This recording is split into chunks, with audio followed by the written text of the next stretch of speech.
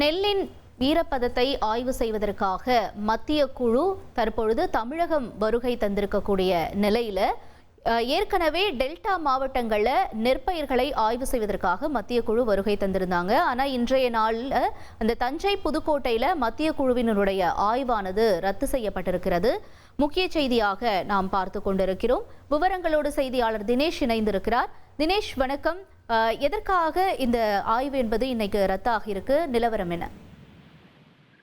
வணக்கம். அதாவது வடகிழக்கு பருவமழை தொடர்ந்து பல்வேறு மாவட்டங்கள்ல கனமழையானது அவ்வப்போது பெய்து வருகிறது. இந்த மழையின் காரணமாக விவசாய நிலங்கள் மற்றும் விளைநிலங்கள் மற்றும் நெல் கொள்முதல் நிலையங்கள்ல அந்த நெல் மழையில நனைவதாக தொடர்ந்து பல்வேறு கட்சியினர் மற்றும் விவசாயிகள் தொடர்ந்து குற்றம் சாட்டினர்.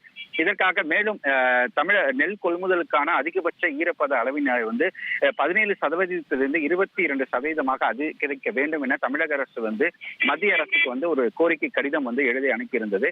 இதையடுத்து மத்திய அமைச்சரகம் தலா 3 குழுக்கள், 3 அதிகாரிகள் கொண்ட 3 குழுக்களை அமைத்து இன்றைய தினமும் நாளை, அதாவது 3 நாட்களுக்கு தமிழகத்தில் இந்த குழுக்கள் தனித்தனியாக பிரிந்து பாதிக்கப்பட்ட பகுதிகள், மழையால் பாதிக்கப்பட்ட பகுதிகள் மற்றும் இந்த நெல் கொள்முதல் நிலையங்களை ஆய்வு செய்வதற்காக அனுப்பியிருந்தனர். அதன்படி இன்றைய தினம் பார்த்தோம்னா டெல்டா மாவட்டங்களாக இருக்கக்கூடிய தஞ்சை, புதுக்கோட்டை, திருச்சி ஆகிய பகுதிகளில் இன்றைய தினமும் நாளைய தினமும் ஆய்வுக்காக ஒரு குழு, 2 குழுக்களாக இங்கு வந்திருந்தனர். இந்த குழு பார்த்தோம்னா இன்று ஆய்வு செய்வதற்காக திருச்சி மாவட்டத்திலும் லால்குடி அருகே இருக்கக்கூடிய கீழவாளாடி, பூவாலூர், கொப்பவாளி ஆகிய பகுதிகளிலும், அதே போன்று புதுக்கோட்டை பகுதிகளில் கந்தர்வக்கோட்டை ஆகிய பகுதி உள்ளிட்ட பல்வேறு பகுதிகளிலும், அதே போன்று டெல்டா மாவட்டமாக முக்கிய மாவட்டமாக இருக்கக்கூடிய தஞ்சை மாவட்டத்திலையும் ஆய்வு செய்வதாக இருந்தனர்.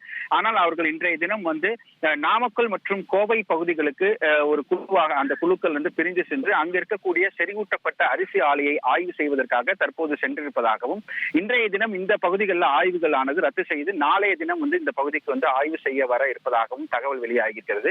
இதன் காரணமாக இந்த நெல் கொள்முதல் நிலையம் மற்றும் பாதிக்கப்பட்ட அந்த மழையால் பாதிக்கப்பட்ட விளைநிலையங்கள்ல விவசாயிகள் சற்று ஏமாற்றம் அடைந்திருக்காங்க அப்படின்னு கூட சொல்லலாம். ஏனென்றால் அவர்கள் இதனால் பாதிப்புகள் எவ்வளவு இருக்கிறது, நாங்கள் அந்த நஷ்டஈடு எவ்வளவு வேணும், எந்த அளவுக்கு பாதிப்புகள் இருக்கிறது என்பதை அந்த மத்திய குழுவிடம் தெரிவிப்பதற்காக காலை முதல் காத்திருந்தனர். ஆனால் இன்றைய தினம் இந்த குழுவானது ரத்து செய்யப்பட்டதால் அவர்கள் ஏமாற்றம் இருந்தனர். இருப்பினும் அதிகாரிகள் இங்கு வருகை தந்து அந்த விவசாயிகளிடம் நாளைய தினம் இந்த மத்திய குழுக்கள் வர இருப்பதாக அந்த தகவலை அவர்களிடம் தெரிவித்துள்ளனர். தகவல்களுக்கு நன்றி தினேஷ். உங்கள் தந்திவன் தொலைக்காட்சியில் கணபதியே வருவாய் தினமும் காலை 7 மணிக்கு காணத் தவறாதீர்கள்.